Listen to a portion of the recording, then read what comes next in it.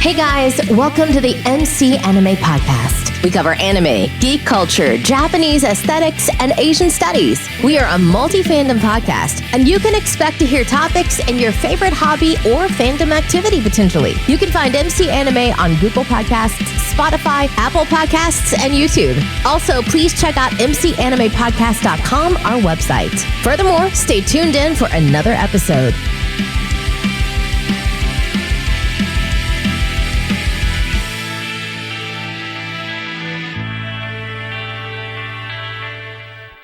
Hey guys, welcome to another episode of MC Anime. I'm MC Anime, and I have a special guest with me today, Bob Rich. He's an avid blogger, publisher, author, and a grandfather of all, and also a Buddha apprentice. How you doing today, Mr. Rich? Oh, well, I'm not bad for an old fella. But yeah, I'm a professional grandfather, which means anybody born about 1993 or after can be my grandchild. They only have to apply. Anybody from 1968 on can be my child. Anybody older than that can be brother or sister. So, and a few people might be aunties and uncles. So they apply. What is there a form to be like a grandchild or child or brother or sister? Well, a great many of them write me emails of despair. Give me one reason why I shouldn't commit suicide. Or, when I was 10 years old, I sexually molested a child and I want to kill myself. And I've got healing words. I can, most of the time, point them to the way to a good life, regardless of where they come from. And then it's up to them to walk it, and most of them do. And then some of them stay in touch with me for decades after. So they really are family. Okay. So you're a professional grandfather. What's some of your other hats that you like to do? Well, since 1972, I've been an environmental and humanitarian activist. Because I had young kids at the time, and I wondered, what have I done bringing new people into this world? So I researched the future, where current trends are leading at the time. And what I arrived was horrific. I basically predicted today's world. And so ever since then I've been doing my best to create a survivable future for my kids, which is all kids on the planet. Gotcha. And their kids in perpetuity. And a world worth living in, which means to replace hate and greed and all that with a decent society. Okay. One particular aspect was the environmental that I reached out to you.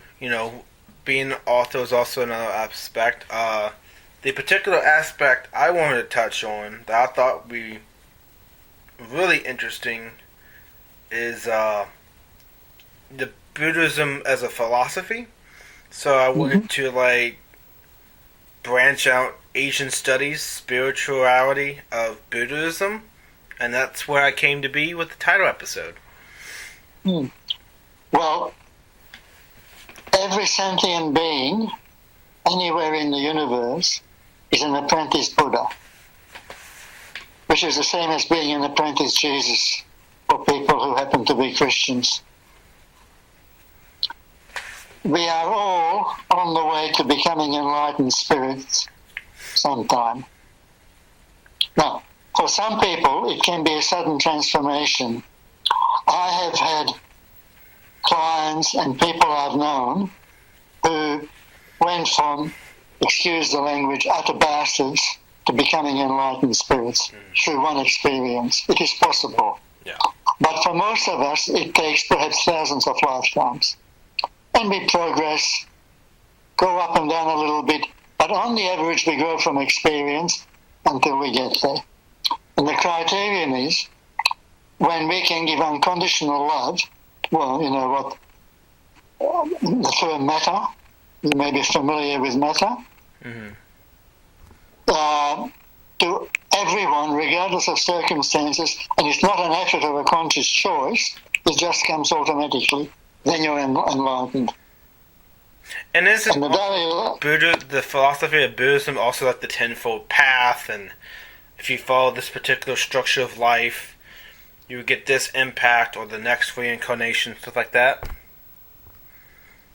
Well, yes, the Four Noble Truths. Yeah. All life is suffering, because if I have something bad and want it to go away, then I'm suffering. If I have something good and don't want it to stop, then I'm scared of it stopping, and that's suffering. And the way to stop suffering is to detach, to not be attached. So if I can live in this moment I'm talking with you, and it's beautiful. This moment is beautiful. If the next moment our internet goes out and we're not talking to each other, c'est la vie. You know? Mm-hmm. Shit happens. True. And so that's the third step. And then the fourth step is how to get from ordinary life to enlightenment is much more complicated, and that's the Eightfold Path. Okay. But as I said, some people can do it like this. And that stage for enlightenment,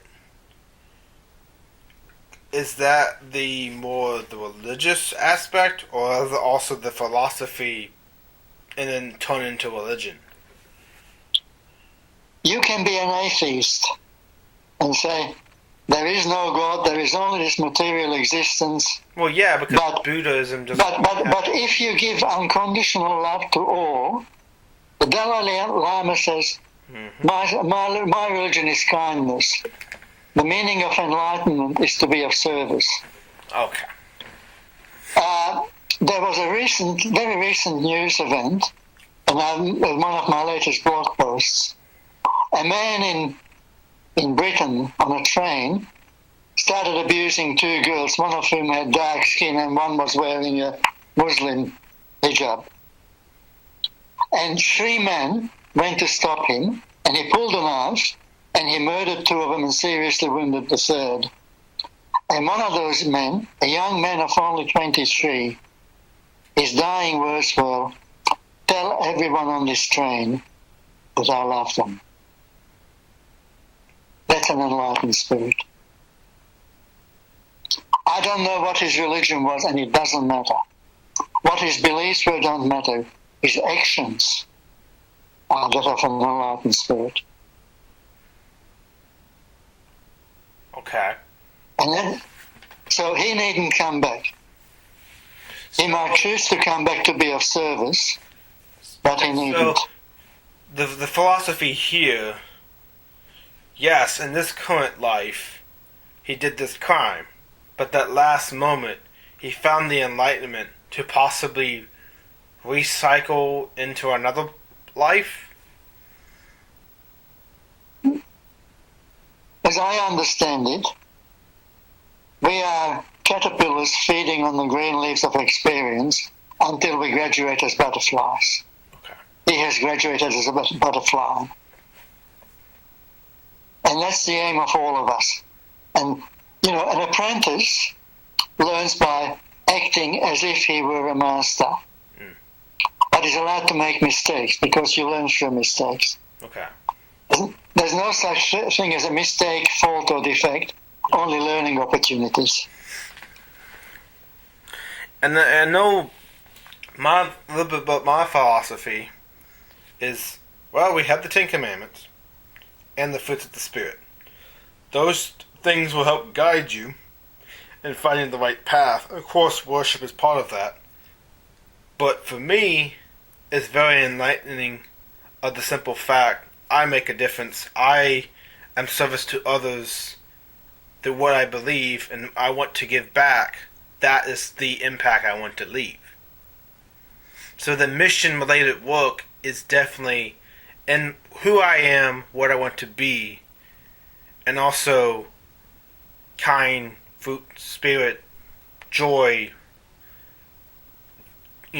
kindness, generosity, all of that is what I want to be, to become to, and always improve, because there's always something to improve upon.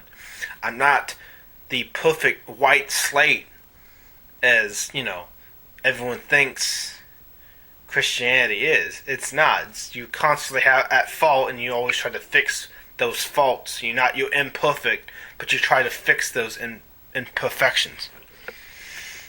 Wouldn't it be boring to be perfect? Oh yeah.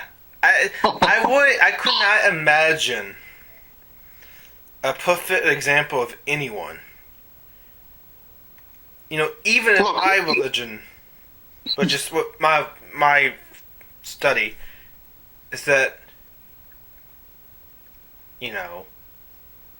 is there really an example of perfect? Because we have a being we know nothing about, so we don't know if they're perfect or imperfect.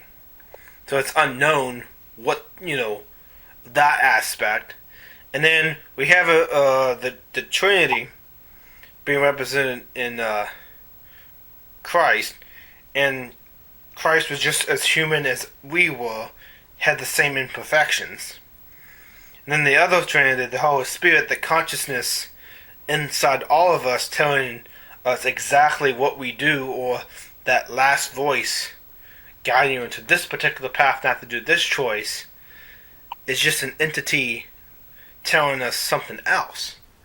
So, in that triangle, there isn't really a perfect example to look upon, because to me, either one is unknown who they are, one is hypothetically your own voice, but your subconscious voice telling you something else, and then the other was us at one point, but is still a branch off the same being that we don't know nothing about.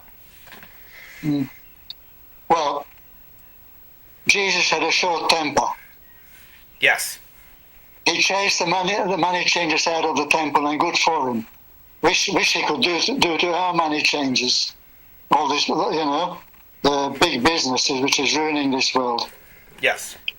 And also, in the Bible it says, Satan said, "Bow down before me, and all this can be yours." And it took him 40 days and 40 nights to say, "Get thee behind me, Satan." He had a struggle with it. Gandhi was an enlightened spirit, no question. Oh, yeah.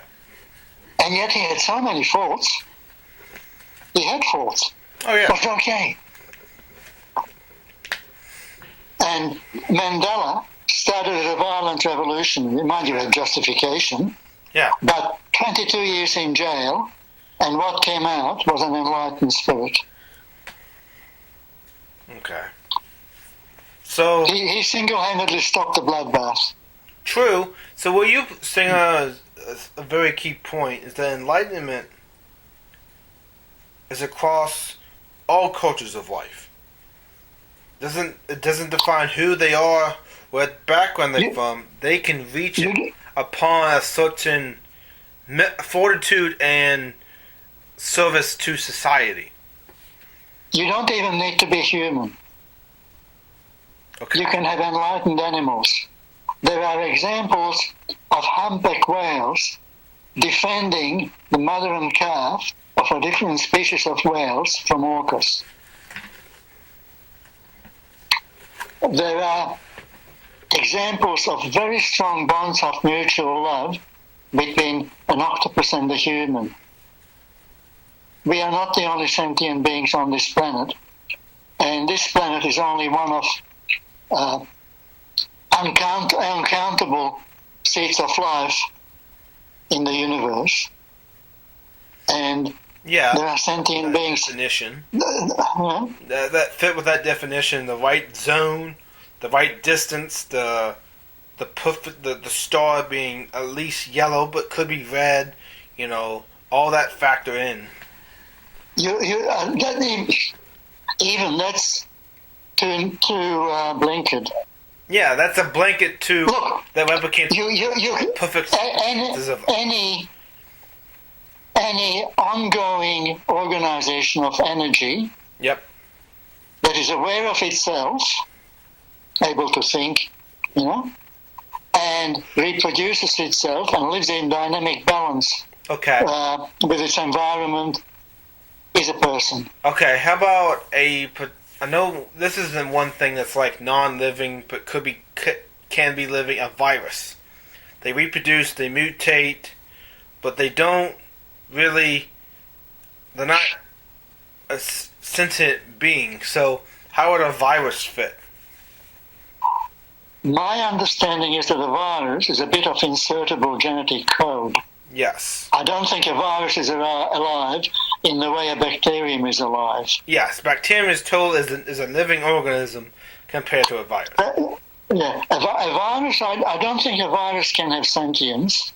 Okay. But I think a bacterium does, in proportion.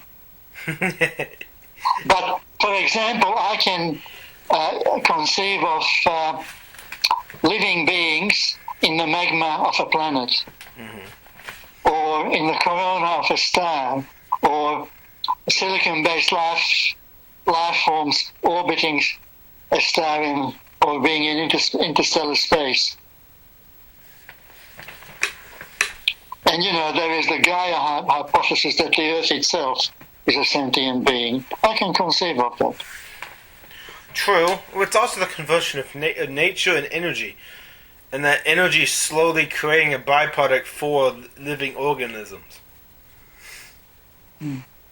Because Earth is a really particular thing, because it fits so specific factors for life to happen.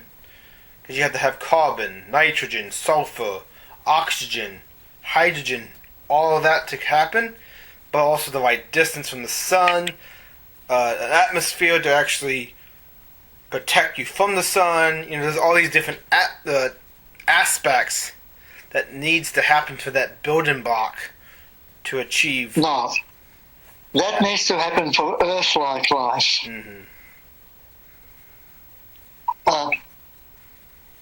Look, one of my books I've titled Ascending Spiral because it's my fictionalized biography. It's my life, but to understand my current life, much of it is on 5 previous lives.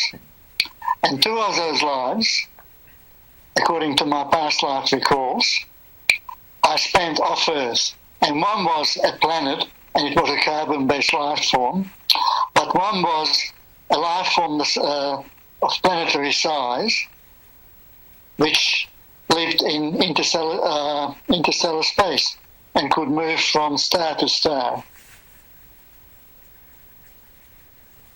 So, okay, I've got good imagination, it's possible, but if you read that book, I think there's a lot of internal consistency, which I didn't make up, but it was given to me. Okay, so you, hypothetically, divine intervention, something of a previous life gave you the basis of that book to complete it, tell about it, share your story. I will share the life stories of the previous reincarnations. And as a result, through that cycle, you were able to publish that book. Well, no, what happened was, I've had decades of experience as a psychotherapist, got a PhD in psychology, but I had an extremely traumatic infancy. And I wanted to deal with the trauma of my childhood. And so I eventually found a therapist. I know it had to be a woman and older than me. And I found one. And she used hypnosis for age regression to deal with the traumas of my infancy. But I also went into past lives. And basically I visited her in her home, and we spent 4 days of continuous therapy. And that's where I got several past lives, including some quite bizarre ones, or what seemed bizarre. And then I spent 2 years of self-hypnosis following them up and assembled all the information for my own use. And then I decided, hey, this will be interesting for other people. And then I fictionalized it because in order to protect the guilty, I don't want to be sued for some of the information in there. Well, why are you And sued? that's this book. Why would you be sued if it's your own book? Because some of the claims I make about some people, unless I could prove them, could be defamatory. I mean, people write books about different experiences all the time. Don't have to be necessarily proven to be their personal account of what could have happened or your previous lives. No. If I wrote a book in which I claimed that you stole $1,000 from me, and you could sue me, and unless I could prove it in court, I would be convicted. Anyway, there's a second reason I made it, I fictionalized it. There's a very powerful psychological technique which comes from acceptance and commitment therapy, which is you write a film script. At this stage, you don't have a plot. You don't know what's going to happen in the future. But the hero of this film has your body and your exact past experiences, except this fictional person handled all the choices you made the way you wish you had. Okay? So where you made a mistake, your fictional version did it right. So then what you do is you step into the role, and from this moment forward, you act as if you were this person. So the hero of Ascending Spiral is that for me. Oh, okay. Because I don't write film scripts, I write novels, so, Yeah, but looking through that perspective... Okay, so let's go back to hypnosis for a second. Because hypnosis is a really interesting technique to go into the different depths of the subconscious and the mind. Because it reveals stuff that you previously don't either know, you pushed back, or it's just personal accounts that are just now being brought to light. Usually, I'm sorry. Usually using traumatic situations to explore that possible outcome as a way to heal and get benefit from knowing some of the truth, the hidden truth. Yeah, well, when you go into hypnosis and go back to an earlier age, and there you do what's called exposure therapy, which means I'm in a safe situation and I re-experience the trauma time and time and time again until the emotion is gone. You can do that in a live state like we are now, but it might take 8 to 20 repetitions. Under hypnosis, you can probably do it in 3 repetitions. It's more powerful. And I've done lots of hypnosis with other people, as me as the hypnotist, and it's very powerful. So, hypnotism, is it possible to video, or is it physical, interaction, like feet away, more powerful? I have done hypnosis with people over video conferencing like this. It's perfectly possible. If you were open to it, I could talk you into a beautiful hypnotic trance now, but we better not do it while we're in the middle of an interview. Okay. And of course, different people have different hypnotic ability, because it's actually the subject that does the work. I, as hypnotist, make suggestions. If those suggestions exactly agree with you, then you follow them. If they're not quite right, you modify them and follow them. And if they're wrong, you reject them. if I tell you to do something objectionable, you open your eyes, punch me in the nose, and walk out. You know? Okay. But for example, if I describe to you an Australian forest that you're walking along, you've never been in an Australian forest, within your mind you can convert it into an American forest and walk in that, and it'll work just as well. Okay. Alright, so it's working on the previous impactions of the person and what experiences they can derive from the power of suggestion, which the power of suggestion is quite powerful to what you can get someone to go with. I know that, as we have seen it in the media, it's also seen in real life, and that there's different forms of suggestion, and one powerful relationship that does it really well, husband and wife, or husband and husband, wife and wife. That is one form of suggestion that can be very powerful. Well, it would probably be unethical to do it for members of your family. Yes. In abusive relationships, Yes. where one partner has, or other forms of abusive relationship, then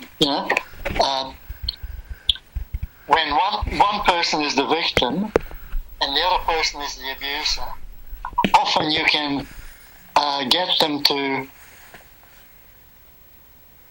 succumb.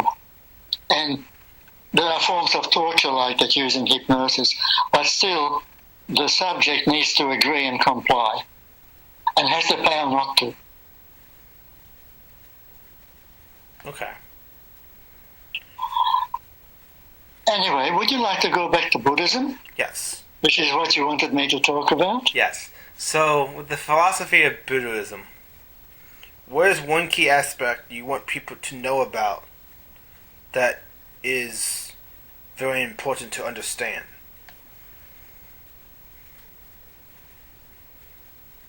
All life, all sentient life, exists in order to progress toward enlightenment. And I can't remember if it was before we started recording or after, but the Dalai Lama has said, my religion is kindness. The aim of enlightenment is to be of service. So even though I said it before, it's worth repeating. Oh, you haven't repeated it, because the Dalai Lama was the first time it's been mentioned. Yeah. That's fine. Better twice than none. True. And as an apprentice Buddha, all I need to do is the best I can to act as if I was already one and learn from my experiences. Okay. So, we'll just get this out of the way. I'm not one of these people, but a lot of times when they hear Buddha, they refer to the giant statue. But the giant statue is not the symbol of Buddhism. Buddhism is a philosophy as a whole, and not just one entity. Yep, spot on. Exactly right. And in fact, just like Jesus would reject much of what goes for Christianity today, I think the Buddha would reject much of what goes from Buddhism today. All the bright colors and gold and pagodas and, as you say, the statues, that's not it. yeah, It's in here. no, it's inside. They're not limited to just a temple and a monk, a monastery, anything like that. It fosters a discipline that has the four ways to achieve, how different ways, like suffering in the moment, the overlapping and attachment of the world, to the enlightenment, to the experience of suffering itself. All of that is considered in, and those four principles in practice are not always defined clearly, because there's different ways to find that meaning to that different principle, if I should say. There is a wonderful, the Shintoist religion, which is the original religion of Japan. Yes. There's a wonderful saying, there are many mountains to God and many paths up each mountain. Yeah. Different ones. There are many mountains to God and many paths up each mountain. And if you look at all the great religions and all the great philosophies that are not religions, they carry the same set of messages, each for its own culture. True. There is the one great truth, which is expressed in Buddhism, in true Christianity, Yep. in Islam, in Judaism. I've read quite a number of learned books which show that unconditional love is also part of the Judaist message. Yep. Not necessarily practiced any more than for other religions, No. Because we're all humans. Unconditional love. First thing you think of unconditional. Mother and child, family. But unconditional love is anyone. Any stranger can have the benefit of the unconditional love to you and to them from you. To me, I think the unconditional love should be human nature. First off of anything. Because we are all one race. We are not defined by, the color of skin, mental, physical ability, who we are, what we are. We are humanity, one race, all united, who can bring difference in the world of other humanity, which I think is really strong. By that concept, we are one entity that can intermingle, interpopulate, and bring new life. That transgression of everyone is the same is really true for me. We're all the same. We might speak a different language or look a little different. But at the end of the day, we are one humanity. We are one as a whole. I would go further. One of my standard actions, and you have got a few from me, when I send emails, I attach a card to it. And one of my cards has a couple of beautiful birds on, and it says, all sentient life is my family. Yeah. So, even, mosquitoes are a little bit hard. But their role in the ecosystem is, their role in the food web is food for other animals. Yeah, they suck your blood. They possibly can give you disease because they suck so many other animals. But keep in mind, their role in the ecosystem is the female mosquito is not male mosquitoes that bite you. It's only female. And their role is to suck the blood to reproduce because they had to fertilize their eggs. The blood is the nutrients to fertilize their eggs to nurture that path they're going down on. All the same, I don't like providing it. No, like if you think about it, you've been a pain to every female mosquito. Then yes, they don't judge. They don't care who you are. You can be rich, poor, whatever. They'll bite you, come in contact with you because you're near them, and they go back to do like a water source to lay the eggs and let the eggs hatch and to repopulate the mosquito population. That's an endless cycle, and they have a short lifespan to do so. But, you've been the pain in the neck, and they just want to get back at you. Anyway, apart from mosquitoes and similar animals like march flies, I'm happy to accept. I have a bit of a struggle there, but for the rest, everybody's my family. So, is there a particular concept of Buddhism that can be applied to everyday life? Not the full principles, but a particular teaching. Yeah. I've got a case study. Okay. which was how we organised our meeting. Right? Okay. We made a date. It wasn't convenient. We had to defer it. We made another date, which was 2 p.m. my time and 10 p.m. The day before for you. And then you sent me an email saying, oh, I have another engagement. Can we make it earlier in the day?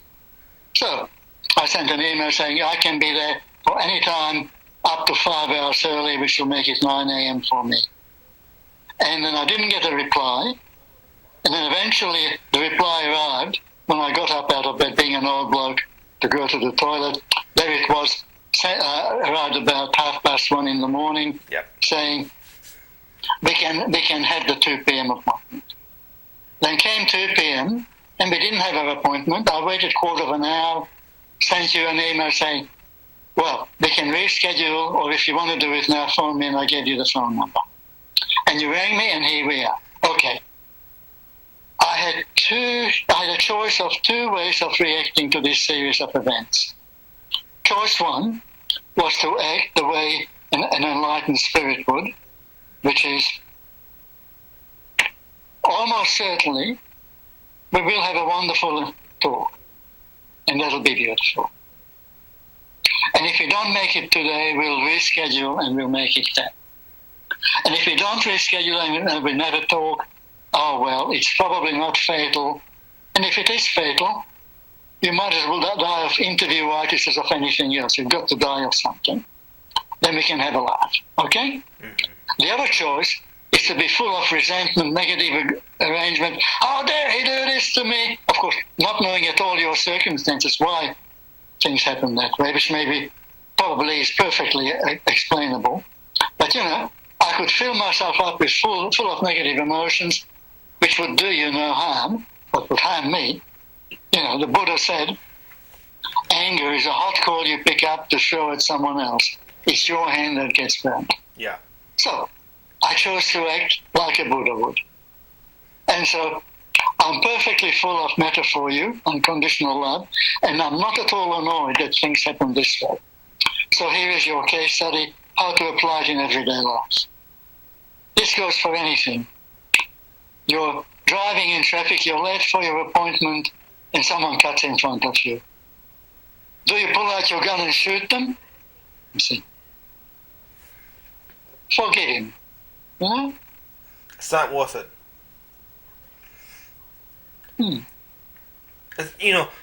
To do that action, what's the recourse? The recourse is simple.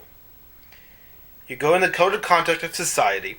They judge you the punishment that's deemed punishable for that offense. You serve that punishment, or quote unquote die for that punishment, depending on the circumstances. And where does it get you? You serve the punishment.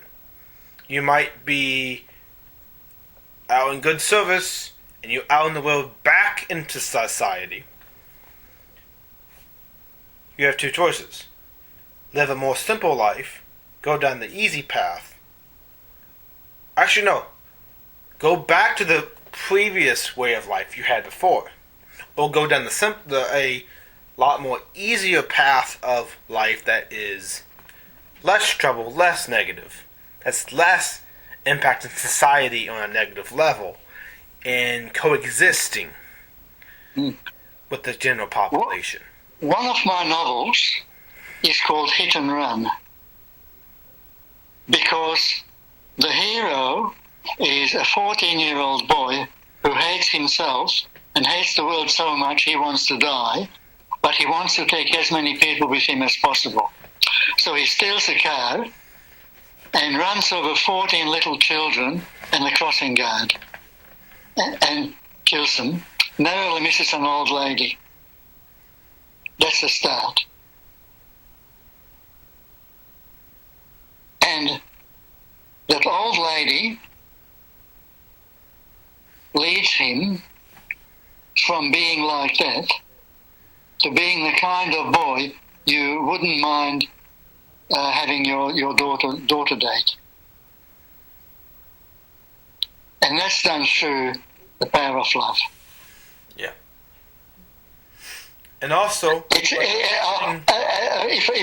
I may, there is a second example.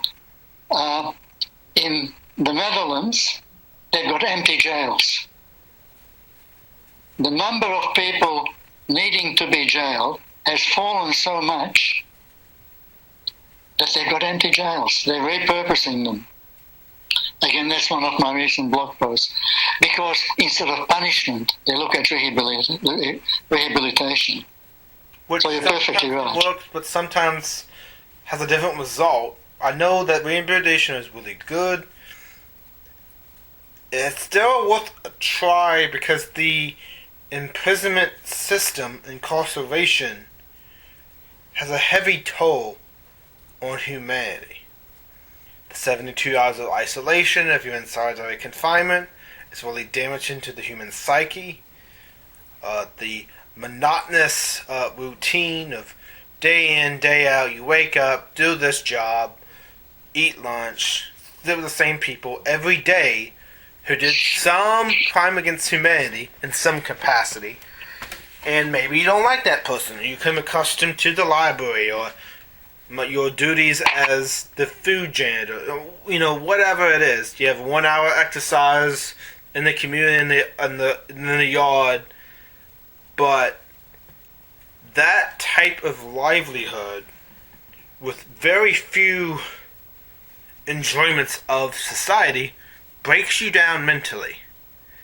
You accept your condition, and the toll afterwards is just like a toll of active duty service members of military. That warlike persona changes your entire life perspective. Being in a prison does the same thing. And it does so to such a degree that you get trapped in your own routine, and you sometimes can't get out of it.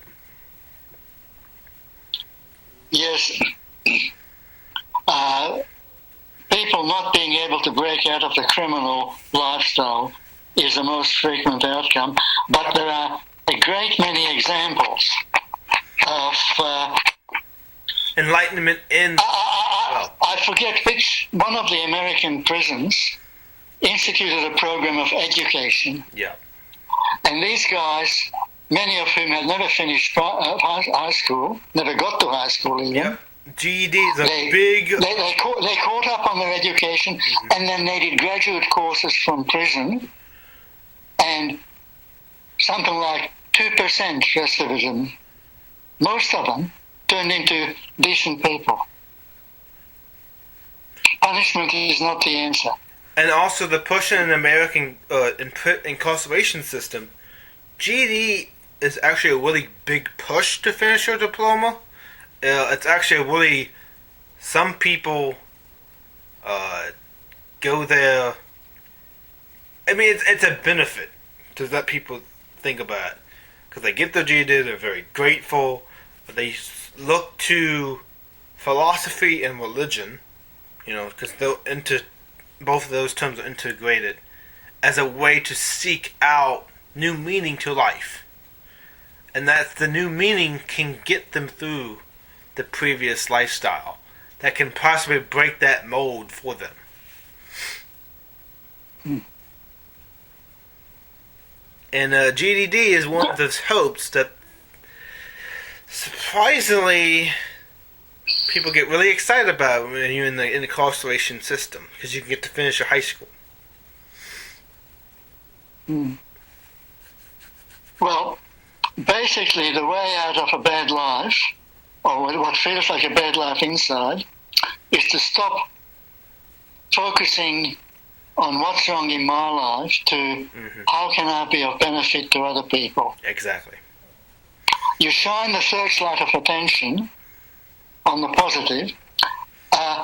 Just yesterday, Sunday, I finished a 5-session online course on positive psychology, and it's been quite a wonderful experience. We've had weekly sessions, and just watching those people grow, and they're already I mean, they were in that course because they were already caring, giving people. Yeah.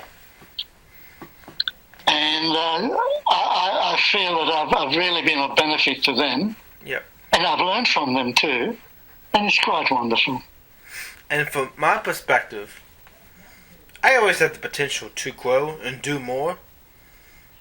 I connect with people as a way to, I get to know them at this moment, and if a future moment comes along, take it. If not, you have them in that moment, and that discussion or that piece of interaction with them that can carry on into different meanings or different outcomes. After all, there is only this moment. Exactly. And when you have this moment, you're not guaranteed another moment unless that path of intervention comes along and makes that moment happen. Well, the forever now is the only reality we have. Exactly. So that's part of the secrets of contentment, feeling good inside. This moment I'm okay. It may actually be the case that I've got, I don't now, but there were years in my life when I had like between 6 and 9 out of 10 pain on a chronic basis. And I was perfectly content with life. Some days I saw 8 clients for 1 hour sessions and then a home visit. And I had Panadine Forte in my bag with me, but didn't bother to take it. I was okay with the pain. And that's what the Buddhist mindset can do for you. Because this is John Kabat-Zinn's mindfulness-based pain management that I was using, because I used to teach that to people. You heard of John Kabat-Zinn? I don't believe I have. Oh, wonderful person. In the late 1960s, when it wasn't at all fashionable yet, in Boston General Hospital, he established what they called a stress management clinic. And basically, he got referred to him people in intractable pain. And it was an 8-week course, at the end of which they still had the pain sensation, but they were no longer suffering. Because no more attachment. It's there, it's allowed to be there, okay.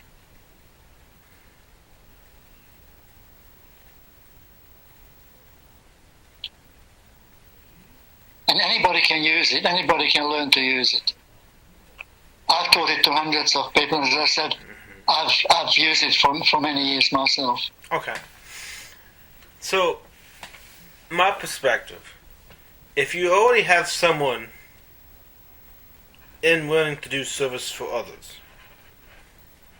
what can they gain by Buddhism to achieve more?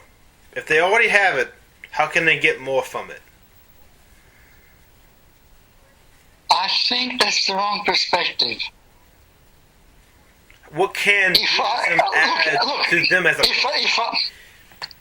If I happen to do something that makes another person feel good, and that makes me feel good, I don't do it for a selfish reason of wanting to feel good. No. That's a side effect. I do it because I want to be of benefit.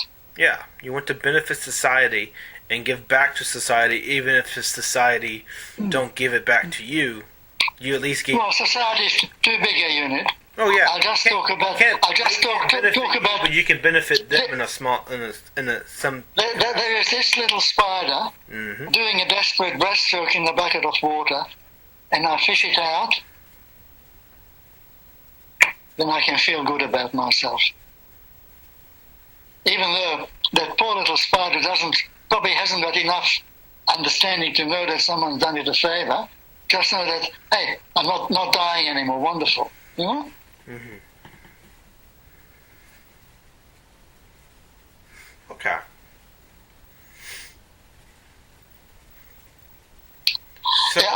I'd like to mention I've got lots of resources about Buddhism on my blog.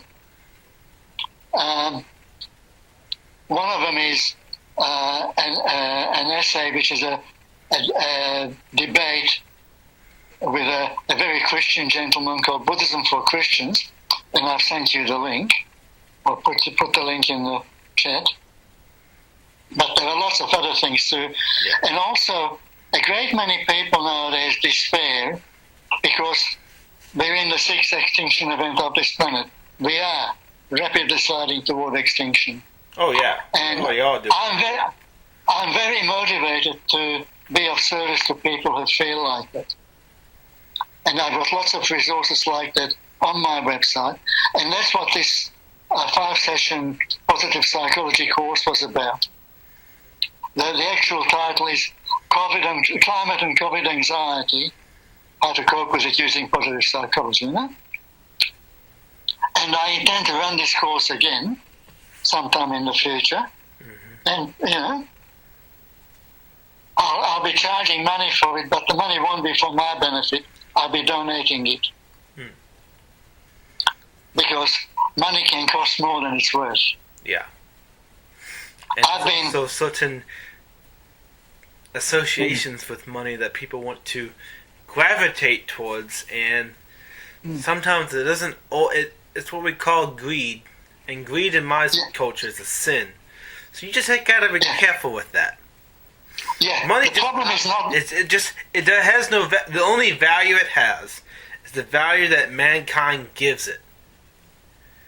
One day It's an illusion. Completely useless because that country backing it, giving it value, no longer exists. So just keep that in mind. It's the emperor's clothes. Yep. As long as you are willing to give me stuff for the money I hand you, it has value. Yep. As long as it can buy goods and services, but it's an illusion. But the point is, of course, that, as you said, wealth is not the problem, greed is. Wanting more. Oh, yeah. But also, buying stuff fuels the destruction of the planet. Every dollar you spend Yep. converts that little bit of nature into pollution. Mm-hmm. So one of my environmental actions has been to deliberately live below the poverty level of my country for many years, since 1978. And do you do that? As a result, we live like royalty. Do you do that? Do you live below the poverty line to teach that example? We have for many years. And let me get caught up on this. The people that think living to society of subsistence and only of survival, you really don't need much to order to be happy. It's not how much you have, it's what the impact of the life is. So a very little income can be so much better than someone with lots of money and nothing. They don't know no willpower to do with it because they just selfishly spend. The more money you get, the more money you get, it just inflates. It just doesn't matter. A lot of people, when they win the lottery, they're not happy. They don't have life satisfaction because they don't know what this big change is really an illusion. It just creates a couple of years of temporary satisfaction that just leads to despair or suffering. It leads as a result of an illusion that is suffering in the beginning. So you don't. My family, it's interesting. Middle class, and we. It's interesting about a third of my book on depression called. One of my books is From Depression to Contentment, a self-therapy guide, because it's a course of therapy in your pocket. Yeah. But 1/3 of it is positive psychology, and what that's based on is what you've just said. People have a preferred level of happiness or misery. Yeah. Yeah. The technical term is hedonic adaptation. So If something good happens to you, you get a blip, and then you return to the same level. Something bad happens to you, you get back to the same level. But the tools of positive psychology can long-term raise this hedonic level. So if all your life it's been bumping up and down, you can raise it by using the tools of positive psychology. And that's what my course is about. And it's in my book. So if you look up From Depression to Contentment by Dr. Bob Rich, Bob Rich PhD, you can buy a copy for a few electronic copy for a few dollars, or it's in paperback and also audio. And the other thing is, anybody who buys any of my books can get a second book for free. But anyway, what you've just said is in there. And look, when I was doing my honours, one of my colleagues did a research study on people who had won a $1 million lottery. Yep. And this, back in the 60s, $1 million then would be worth, I don't know, $50 million, $100 million, I have no idea how much inflation, but it was a very big thing. And then she compared various measures of well-being from these people to the census data. And suicide, drug addiction, divorce, all these measures of feeling bad were actually worse. Yep. Some years down the track for the lottery winners than for the general population. And there's a perfectly good explanation, which is, I thought I was in heaven, and I'm back where I was. And so the disappointment can actually plunge you further down. Yeah. You know, if even $1 million didn't pull me out of my misery, what's there to live for? You know? Oh, yeah. And also with me, me being middle class and having, you know, not a high income family, I have learned that most of the stuff I have gotten, like technology wise or entertainment, was my own money. I got a job and I got most of this life satisfaction by saving up money to buy certain items even before I had a job, because I had, you know, generous grandparents every holiday. You know, like December, January, February, March, and then like other days they would give me money and all that stuff. I would save that money up, and if I have a particular thing I was saving for, I would. But a lot of times I will make a potential transaction in the future that made me benefit in the long run, because it made me satisfied that it was my own money that I saved to purchase that item.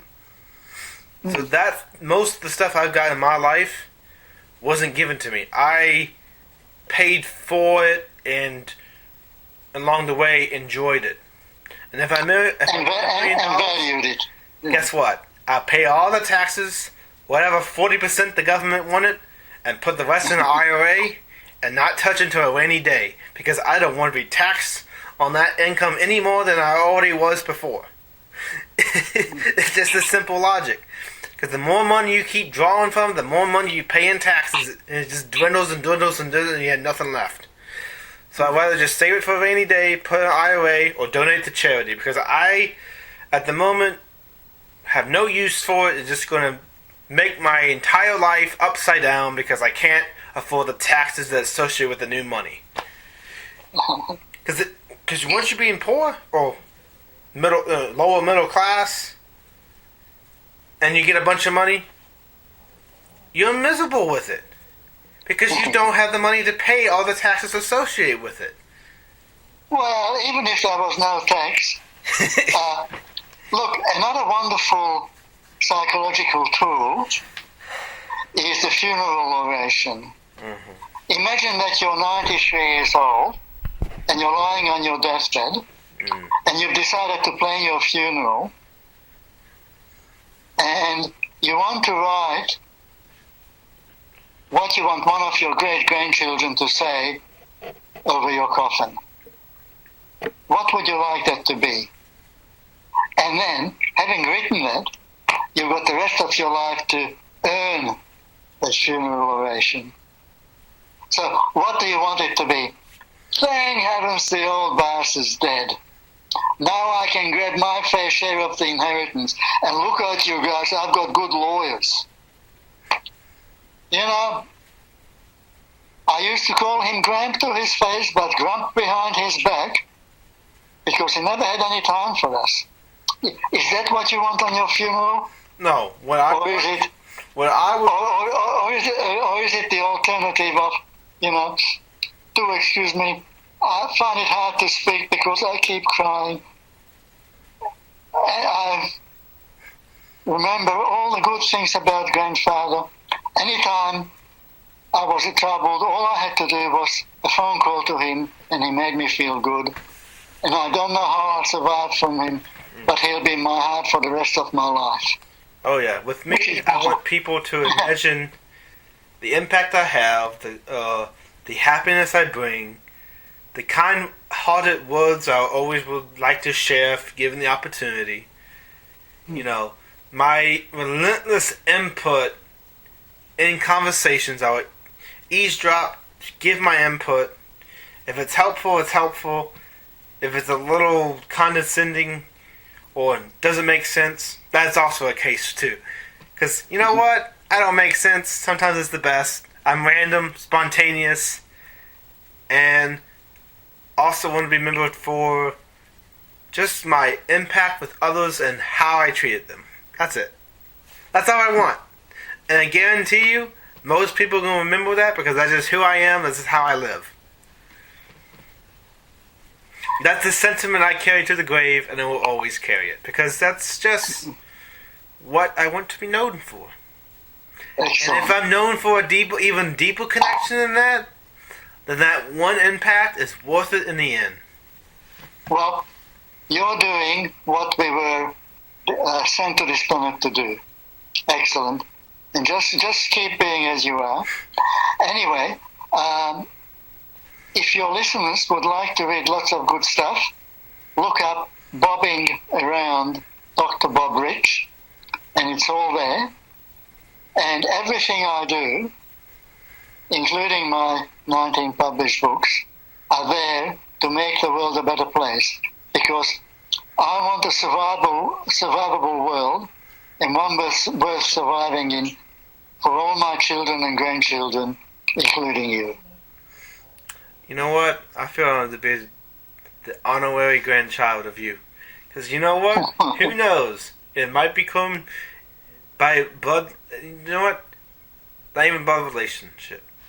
Your family to me, just for if you go back far enough, that we're all connected as one, and as one, as such, should have the right to go down the right path. And you're going down the right path that's meant for you. And I'm really glad for that. You know what's one of my most treasured memories? For some years I worked as the mental health counsellor in an Australian Aboriginal health centre. And after the first couple of months, all the young people called me Uncle Bob. Now, in Australian Aboriginal culture, uncle and auntie are terms reserved for elders, which is a great honour. So they adopted me as an elder, and that's just wonderful. That's really good to hear. Before we close up the episode, is there any closing aspects of the Buddha psyche or philosophy that you have not shown but want to share to the audience before we leave? Well, intentions, ideas, thoughts are okay, but you've got to move things from your head to the heart. It's not what you believe, but what you do. Mm-hmm. So, act the change you want to be. And how does that to sound? that degree, also act accordingly. There's always a choice. And that choice always has consequences, positive, negative. Whatever you choose can be the direct result after, or events even like decades after that choice can come back to you. You just don't realize until you reflect on it and maybe think, if I went down this path, would this have happened in this way in my life? So keep that in mind. And Buddhism is one philosophy that, again, since there's that choice-making process, but also as a way to become aware of it and what it could lead in the moment of the possible future, and reflecting from the future from the past as well. So every moment counts, and you need to do it. And you need to believe in the moment that it's good, or at least the choice you made. Even if it was a bad choice, there is steps to recover from it, learn from it, and become a better person because of it. The experience that you had along the way counts. So thank you so much. This is NC Anime closing out, and Mr. Bob Rich here with us closing out as well. Thank you so much. This concludes another episode of MC Anime Podcast. MC Anime Podcast is available on podcast directories like Google Podcasts, Apple Podcasts, Spotify, iHeartRadio, and YouTube. We also have our website at mcanimepodcast.com. If you want to directly support us, then follow Patreon blog MC Anime. Finally, if you want services for hire, then we're available on Fiverr for audio and video production, graphic design, idea consulting, and blog and article writing.